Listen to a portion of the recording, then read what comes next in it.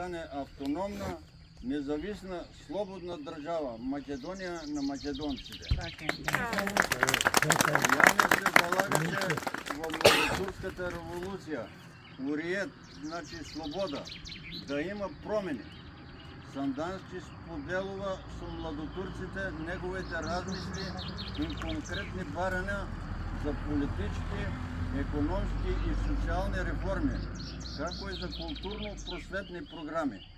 Во Солун со отворените разговори со младотурците, Сандански ќе изнесе сите поважни аспекти при уредувањето на идната самостојна македонска држава.